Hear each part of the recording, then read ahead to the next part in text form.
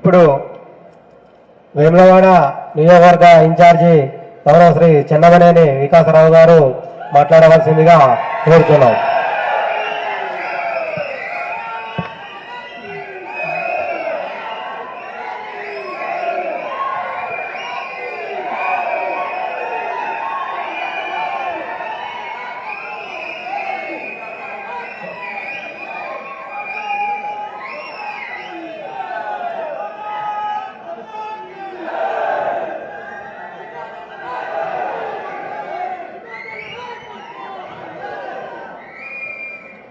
భారత్ మాతాకి వేదికను అలంకరించిన కేంద్ర హోంశాఖ సహాయ మంత్రి బండి సంజయ్ కుమార్ గారు, రాజన్న సిరిసిల్ల కాషాయ దళపతి రెడ్డబైన గోపి గారికి, వేదికను అలంకరించిన ఇతర పెద్దలు మిత్రులకు అందరికీ నా నమస్కారాలు. ముఖ్యంగా రాజన్న సిరిసిల్ల భారతీయ జనతా పార్టీ సైనికులకు నా నమస్కారాలు. మొన్న జరిగిన ఎమ్మెల్సీ ఎలక్షన్ లో జోష్ ఇంకా తగ్గట్టుంది. ఇదే జోష్ మీరందరూ కష్టపడి మరి భారతీయ జనతా పార్టీ ఎమ్మెల్సీలు గెలిపించంటే అది కేవలం భారతీయ జనతా పార్టీ సైనికులు మరి సంజయ్ నగరి నాయకత్వంతో ఇది జరిగింది. మరి మీకందరికీ నా అభినందనలు.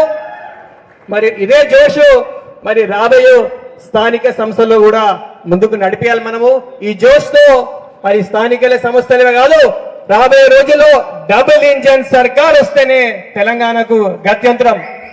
ఎందుకంటే రేవంత్ రెడ్డి గారు అంటున్నారు ఇన్ని అప్పులున్నాయి అని చేతులెత్తేసిండ్రు.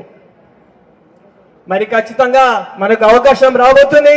ఆ అవకాశాన్ని మనము ఖచ్చితంగా తీసుకొని బీజేపీ ప్రభుత్వం ఇక్కడ తీసుకురావాలని నేను మనవి చేసుకుంటున్నాను. మరి భారతీయ జనతా పార్టీ సిద్ధాంత గురించి ఆలోచించే పార్టీ భారతీయ జనతా పార్టీ, కార్యకర్తల పార్టీ, భారతీయ జనతా పార్టీ క్రమశిక్షణ గల పార్టీ.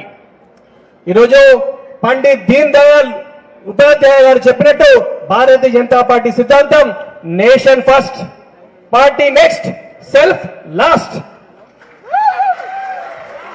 వేరే కాంగ్రెస్ టిఆర్ఎస్ వాళ్ళ పార్టీ సిద్ధాంతం కేవలం సెల్ఫ్ ఫస్ట్, తర్వాత కుటుంబం. మరి కేవలం బీజేపీతోనే ఒక సామాన్య కార్యకర్త కూడా పీఎం కావచ్చు అంటే అది కేవలం భారతీయ జనతా పార్టీతోనే సాధ్యమని మీరు గుర్తుంచుకోండి. అందరికీ అవకాశాలు వస్తాయి. మీరు కష్టపడి పనిచేస్తే ఖచ్చితంగా నాయకులు గుర్తించి మీరు మిమ్మల్ని ముంగడి తీసుకుపోతారని నేను మనవి ఇస్తున్నాను. ఎందుకంటే మన భారతీయ జనతా పార్టీ చరిత్ర చూసుకుంటే భారతీయ జనతా పార్టీ కన్నా ముందు జనసంఘ్ పార్టీ ఉండే. మరి 1974 ఆ టైంలో మరి జనసంఘ్ నాయకత్వాన్ని అటల్ బిహారీ నాయకత్వం గారు తీసుకోవడం జరిగింది. దీన్ దయాళ్ ఉపాధ్యాయ హత్య తర్వాత చాలా కష్టకాలంలో అటల్ బిహారీ గారు, వాజ్పేయి గారు మరి జనసంఘ్ అధ్యక్షులు జరిగిన తర్వాత పార్టీ చాలా పతనావస్థలు ఉండే.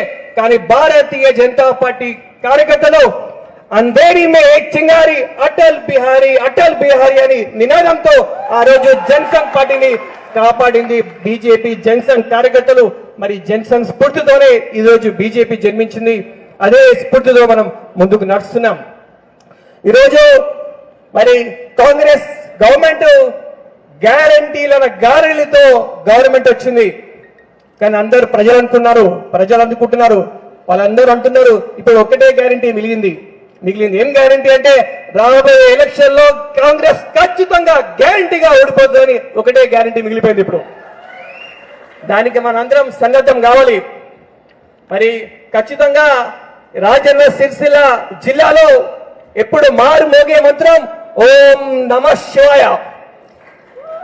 భారతీయ జనతా పార్టీ కార్యకర్తల్లో హృదయంలో నమో మంత్రం ఎప్పుడు మోగుతుంటుంది. నమో అంటే నరేంద్ర మోడీ గారి మంత్రం, 3D మంత్రం. 3D అంటే దేశం, ధర్మం, డెవలప్మెంట్. ఇది నరేంద్ర మోడీ గారి 3D మంత్రం మనం గల్లీ తీసుకెళ్లాలి. కేంద్రంలో బీజేపీ ప్రభుత్వం ఉంది, ఢిల్లీలో బీజేపీ ప్రభుత్వం ఉంది.